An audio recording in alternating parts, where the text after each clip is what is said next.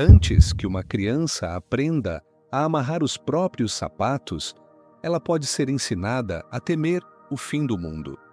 Antes que ela desenvolva a capacidade de pensamento abstrato, ela pode ser condicionada a ver o mundo em um binário absoluto de bem contra o mal. Esta é a premissa fundamental por trás da sofisticada arquitetura de doutrinação infantil empregada pela organização Torre de Vigia. É um processo que começa na mais tenra idade, projetado para moldar uma mente e garantir sua lealdade por toda a vida. O principal instrumento dessa engenharia psicológica na era digital é a série de animação com os personagens Pedrinho e Sofia. À primeira vista, parecem desenhos inofensivos com personagens amigáveis e lições morais simples. No entanto, por trás das cores vibrantes e das canções cativantes, existe um currículo cuidadosamente elaborado para instalar um software mental específico, um programa que ditará as crenças, os medos e os comportamentos da criança por décadas. Neste documentário, vamos dissecar esses vídeos de propaganda. Vamos além da superfície para expor, passo a passo, o processo pelo qual uma criança é metodicamente transformada em uma seguidora obediente e, por fim, levada a assinar um contrato vitalício com uma organização, muitas vezes antes mesmo de atingir a maturidade emocional ou cognitiva. Analisaremos como a pressão familiar, o isolamento social e a manipulação emocional são apresentados como virtudes espirituais. Vamos desconstruir como o medo é usado como a principal ferramenta pedagógica e como a obediência inquestionável à autoridade é enquadrada como a mais alta forma de devoção a Deus. Esta não é uma análise sobre desenhos animados. É uma investigação sobre os mecanismos de controle de um grupo de alta demanda e o profundo impacto psicológico que eles têm sobre as mentes mais vulneráveis. O objetivo não é atacar a fé individual, mas entender o sistema que a molda de forma tão poderosa. A jornada de uma criança dentro da organização segue uma escada de progressão espiritual bem definida. Os dois primeiros e mais cruciais degraus são tornar-se um publicador não batizado e, em seguida, o batismo. Cada degrau representa um nível mais profundo de comprometimento e controle. Ao longo deste vídeo, vamos seguir essa jornada através dos olhos de Pedrinho e Sofia, os avatares animados de milhões de crianças reais. O que descobriremos é um processo que tem menos a ver com educação religiosa e mais a ver com a construção de uma mente cativa. Prepare-se para uma análise profunda da fábrica de crentes da Torre de Vigia. O que acontece nessas animações é um microcosmo do sistema de controle que governa a vida de todos os seus membros. O primeiro passo oficial na carreira de uma criança, testemunha de Jeová, é se tornar um publicador não batizado. Este título significa que a criança agora é formalmente reconhecida pela organização como uma participante ativa na obra de pregação. Em um dos vídeos da série, vemos o jovem Pedrinho, personagem que recebe o nome de Caleb em muitos outros países, expressar seu desejo de alcançar esse status. A motivação inicial de Pedrinho, como o vídeo sutilmente mostra, não é um profundo desejo teológico, mas a pressão social e o mimetismo. Ele vê sua irmã mais velha, Sofia, entregando seu relatório de serviço de campo, um ato que confere status e aprovação dentro da família e da congregação. Pedrinho, querendo a mesma validação, pergunta ao pai quando ele também poderá ser um publicador. O pai de Pedrinho, então, apresenta os requisitos como uma lista de verificação. E é na análise desses requisitos que a lógica da doutrinação se torna clara. O primeiro critério é: Você obedece a Jeová e a seus pais? Note a fusão imediata entre a autoridade divina e a autoridade parental. Para a criança, a mensagem é inequívoca: desobedecer aos pais é desobedecer a Deus. Esta é a base de todo o sistema de controle. O segundo critério é: você acredita que a Bíblia é a palavra de Jeová e consegue explicar os ensinos básicos? Novamente, a pergunta é carregada. Acreditar na Bíblia, neste contexto, significa aceitar a interpretação exclusiva e literal da torre de vigia. Explicar os ensinos básicos significa ser capaz de recitar as doutrinas da organização, como a crença de que a humanidade tem apenas 6.000 anos, rejeitando toda a evidência científica em contrário. O terceiro critério é o mais sinistro e socialmente impactante. Seus amigos são amigos de Jeová? Esta pergunta não quer saber se os amigos da criança são boas pessoas, gentis ou honestas. Amigos de Jeová, na linguagem da organização, é um eufemismo que significa exclusivamente outras testemunhas de Jeová. Este requisito é uma ferramenta clássica de isolamento social utilizada por grupos de autocontrole. A criança é ensinada, desde cedo, a ver as crianças do mundo, incluindo outros colegas cristãos ou de outras fés, como más associações. Ela é condicionada a se isolar de qualquer pessoa que possa apresentar uma visão de mundo diferente. Essa política garante que a criança permaneça dentro da bolha ideológica da organização, sem acesso a perspectivas que possam desafiar o que lhe é ensinado. O isolamento cria dependência. Sem amigos fora do grupo, a ideia de um dia deixar a religião se torna aterrorizante, pois significaria solidão total. Ao final da conversa, o pai de Pedrinho acrescenta um último requisito: a aprovação dos anciãos. A criança aprende que, mesmo que ela cumpra todos os requisitos, sua progressão espiritual não depende de sua sinceridade pessoal, mas da validação de um comitê de homens. Ela é ensinada a buscar a aprovação externa da autoridade, em vez de desenvolver um senso interno de valor e convicção. Para entender o que significa para Pedrinho obedecer a Jeová, precisamos olhar para episódios anteriores da série. A obediência exigida não é apenas sobre não mentir ou não roubar. É uma obediência total que invade todos os aspectos de sua vida e de sua psique, e os desenhos mostram o custo disso. Em um episódio infame, Pedrinho ganha um brinquedo de um colega de escola, um boneco de um mago chamado Sparlock. Sua mãe o informa que Jeová odeia magia e que o brinquedo agrada a Satanás.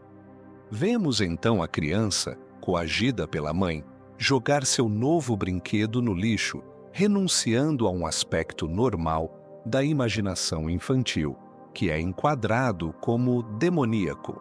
Em outro episódio, Pedrinho aceita um cupcake de aniversário na escola e, mais tarde, chora em sua cama, aterrorizado com a ideia de que Jeová não quer mais ser seu amigo por causa disso.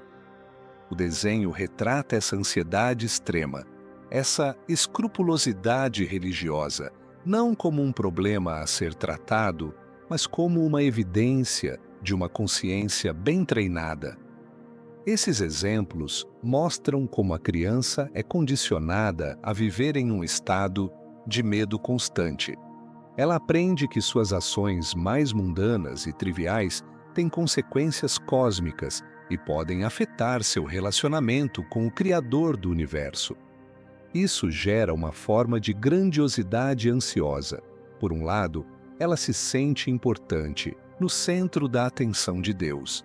Por outro, ela vive com o terror de cometer um erro e perder a aprovação divina. A obediência de Pedrinho, portanto, não é fruto de uma compreensão moral, mas de um condicionamento baseado no medo. Ele obedece porque tem medo de desagradar a Jeová, medo de desagradar seus pais e medo das consequências de não se conformar. Quando o pai de Pedrinho pergunta se ele pode explicar os ensinos básicos, isso significa que Pedrinho foi doutrinado a aceitar a versão da realidade da Torre de Vigia. Isso inclui a crença no criacionismo literal, a rejeição da teoria da evolução e a crença em uma cronologia bíblica que contradiz toda a arqueologia e história seculares. A ciência é apresentada como uma tentação orgulhosa, e a fé cega na interpretação da organização é louvada como humildade. E quanto ao requisito dos amigos? A série retrata Pedrinho como uma criança solitária na escola.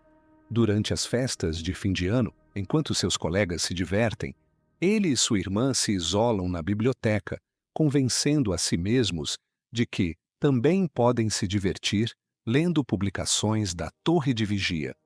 O desenho enquadra esse isolamento como um ato de fidelidade nobre. Na realidade, está retratando o triste resultado de uma política que impede as crianças de desenvolverem habilidades sociais normais e de formarem laços com seus pares. Pedrinho está sendo treinado para ser um solitário no mundo, totalmente dependente da comunidade da seita para a interação social. Portanto, quando Pedrinho se qualifica para ser um publicador, o que realmente aconteceu foi que o programa de doutrinação foi bem sucedido. Ele demonstrou que obedece por medo, que repete a doutrina sem questionar e que aceita o isolamento social como uma virtude. Ele está pronto para o próximo passo. Após se tornar um publicador não batizado, a pressão sobre a criança ou o adolescente muda de foco. O próximo degrau na escada teocrática é o batismo. E a organização utiliza as mesmas táticas de pressão familiar e social para empurrar os jovens nessa direção.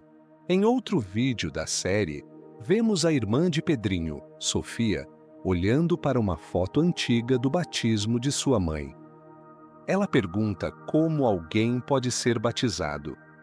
A mãe, então, apresenta uma nova lista de verificação, muito semelhante à que o pai de Pedrinho apresentou.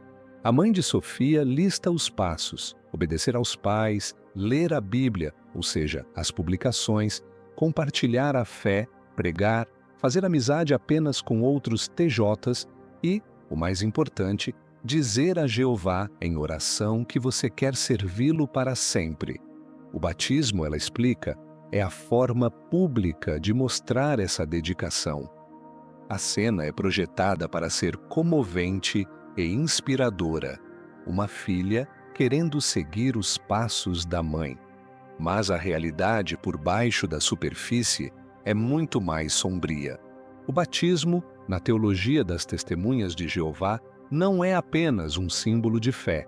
É a assinatura de um contrato vitalício e vinculativo com uma organização. É aqui que reside a questão ética mais grave de todo o processo: o conceito de consentimento informado. Em qualquer contexto legal ou médico, entende-se que um menor de idade não tem a maturidade cognitiva e emocional para dar consentimento informado para decisões que terão consequências permanentes por toda a vida. No entanto, a Torre de Vigia encoraja ativamente o batismo de crianças e adolescentes, alguns com apenas 7 ou 8 anos de idade. Uma criança dessa idade pode realmente entender as implicações de dedicar sua vida inteira a uma organização e as consequências devastadoras de um dia mudar de ideia? A resposta é, obviamente, não. A própria Torre de Vigia critica a Igreja Católica pela prática do batismo infantil, argumentando que um bebê não pode tomar uma decisão consciente. No entanto, eles veem pouca diferença em batizar uma criança de 9 anos que, embora possa recitar as doutrinas, não tem a menor capacidade de compreender as complexidades da vida adulta, da sexualidade, da dúvida intelectual ou das relações humanas, que um dia poderão colocá-la em conflito com as regras da organização. Esta hipocrisia expõe a verdadeira natureza do batismo na organização. Não é uma questão de fé madura, mas de recrutamento e retenção. Eles precisam batizar os jovens o mais cedo possível para prendê-los ao sistema antes que tenham a chance de explorar o mundo e desenvolver o pensamento crítico. E o que torna este contrato tão perigoso é a sua cláusula de rescisão, a ameaça do ostracismo. Isso transforma o batismo de uma escolha pessoal em uma armadilha coercitiva. A diferença fundamental entre um publicador não batizado e um publicador batizado não está no nível de atividade, mas nas consequências da desobediência. É uma distinção crucial que uma criança jamais poderia compreender plenamente. Se um publicador não batizado, como Pedrinho, cometer um erro grave ou decidir que não quer mais participar, as consequências são relativamente brandas. Ele pode perder o privilégio de ser um publicador, pode ser repreendido, mas a organização não exige que sua família e amigos o isolem completamente.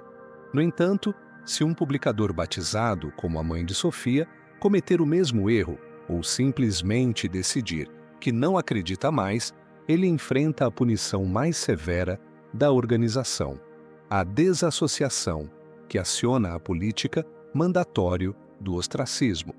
O ostracismo, ou shunning, significa que todos os membros batizados, incluindo seus próprios pais, irmãos e amigos de uma vida inteira, são instruídos a cortar qualquer contato social com ele.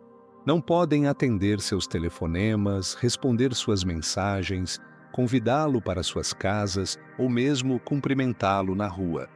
Ele deve ser tratado como se estivesse morto. É esta ameaça que paira sobre cada testemunha de Jeová batizada. É a arma que a organização usa para garantir a conformidade. O medo de perder o amor e o contato com todas as pessoas que você conhece é um poderoso impedimento para o questionamento ou a saída. Quando uma criança de 10 anos é incentivada a se batizar, ela está, sem saber, assinando um contrato que diz: eu concordo que, se em algum momento no futuro, mesmo como adulto, eu mudar de ideia sobre esta religião, minha família terá a obrigação religiosa de me abandonar emocionalmente.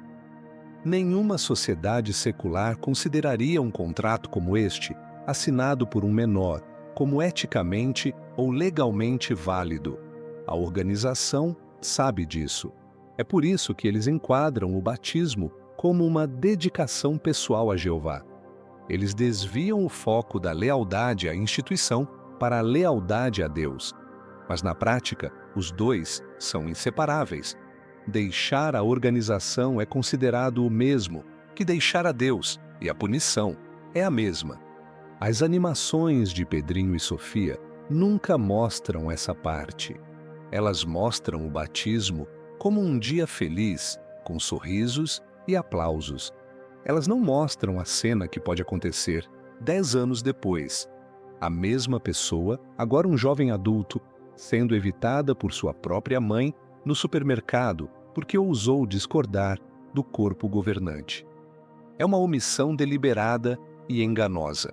Eles vendem o privilégio do batismo, mas escondem as letras miúdas da cláusula de rescisão, que é a mais cruel de todas. Ao analisar mais a fundo a animação sobre o batismo de Sofia, vemos outras camadas de doutrinação e a consolidação de um legado de medo que passa de geração em geração. A mãe de Sofia, ao contar sua própria jornada, é mostrada em fotos antigas, realizando as atividades padrão de uma jovem TJ. Uma dessas atividades é ler o meu livro de histórias bíblicas, o Livro Azul. Para muitos que cresceram na organização nas décadas de 70, 80 e 90, este livro é uma fonte de trauma. Suas ilustrações eram notoriamente gráficas, com imagens vívidas do dilúvio, da destruição de Sodoma e Gomorra e do Armagedon. Era uma ferramenta de doutrinação pelo medo, projetada para aterrorizar as crianças e fazê-las ver o mundo exterior como um lugar condenado. Outra imagem mostra a mãe, quando criança, rejeitando o mesmo brinquedo de mago, o Sparlock, que Pedrinho foi forçado a jogar fora. Isso revela a consistência da organização em patologizar a imaginação infantil, a luta contra a magia e o ocultismo, que teve seu auge durante o pânico satânico dos anos 80, continua sendo uma parte central do currículo infantil. Qualquer coisa que se assemelhe à fantasia ou poderes sobrenaturais fora do contexto bíblico é enquadrada como demoníaca. Curiosamente, há uma quebra de continuidade na série. No primeiro episódio, a mãe de Pedrinho não reconhece o boneco Sparlock. Neste episódio posterior, é revelado que o mesmo brinquedo existia quando ela era criança. Embora pareça um pequeno erro, isso mostra a natureza da propaganda. A coerência narrativa é menos importante do que a lição moral do momento. Cada vídeo é uma ferramenta isolada para ensinar uma lição específica de obediência. A cena final da animação é a mais reveladora. Após Sofia expressar seu desejo de ser batizada, seus pais são mostrados sorrindo, orgulhosos. A mensagem é clara. O sucesso dos pais testemunhas de Jeová é medido pela sua capacidade de garantir que seus filhos sigam seus passos e se comprometam com a organização. A cena celebra o sucesso da doutrinação intergeracional. Os pais que foram eles mesmos doutrinados quando crianças, agora completaram o ciclo, garantindo que sua filha entre no mesmo sistema de controle. Eles não estão apenas celebrando a fé de sua filha, estão celebrando sua própria lealdade à organização e o fato de que conseguiram prender sua filha na mesma armadilha em que eles estão. O orgulho dos pais é genuíno, mas nasce de um sistema que lhes ensinou que o maior ato de amor parental não é criar um filho para ser um pensador livre e autônomo, mas sim criar um soldado leal para a organização. Ao final desta análise, o processo se torna claro. A jornada de uma criança. Testemunha de Jeová, de observadora passiva, a publicadora não batizada e, finalmente, a membro batizado, não é um caminho de crescimento espiritual orgânico. É uma linha de montagem cuidadosamente projetada, uma fábrica de crentes.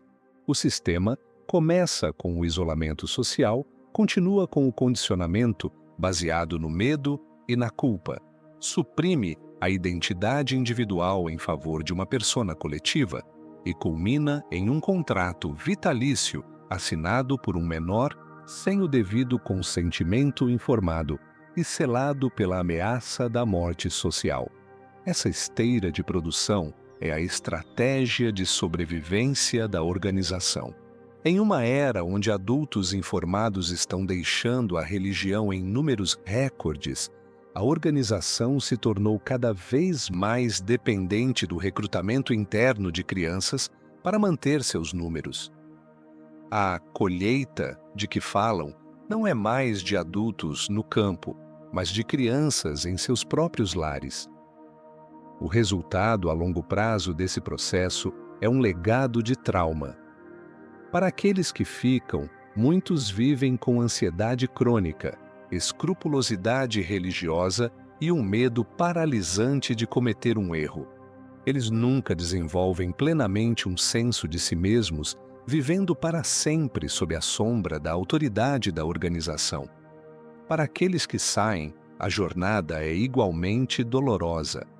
Eles enfrentam o trauma do ostracismo, a dor de serem rejeitados por suas próprias famílias e a difícil tarefa de desconstruir anos de programação mental.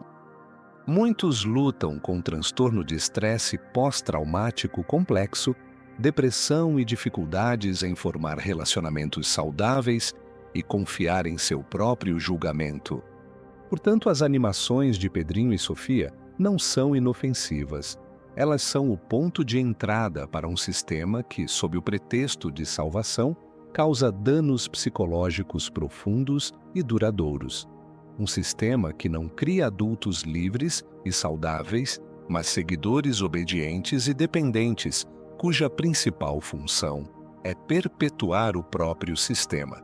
A pergunta final que devemos fazer é: quando uma religião precisa mirar em crianças, condicionando-as com medo, isolamento e contratos prematuros para garantir seu futuro, isso é um sinal de força divina ou de profunda fraqueza institucional? A resposta parece dolorosamente clara. E antes de terminar o vídeo, gostaria de fazer um agradecimento muito especial ao Paulo Martins, que ajudou o canal com o valor de R$ 30, apoiando diretamente o nosso trabalho. Paulo, muito obrigado pela sua generosidade, ela faz toda a diferença. Se você também gosta do nosso canal e quer ajudar a manter essas investigações acontecendo, o nosso Pix está na tela e também na descrição.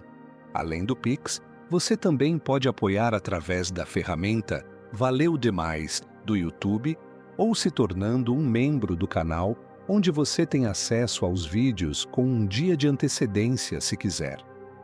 Toda ajuda é imensamente bem-vinda e nos permite continuar. Obrigado por acompanhar esta análise. Se este conteúdo lhe trouxe uma nova perspectiva sobre a realidade por trás da propaganda, por favor, curta e compartilhe. Sua voz pode ajudar a proteger as mentes mais vulneráveis. Inscreva-se para mais investigações que ousam olhar por trás da cortina.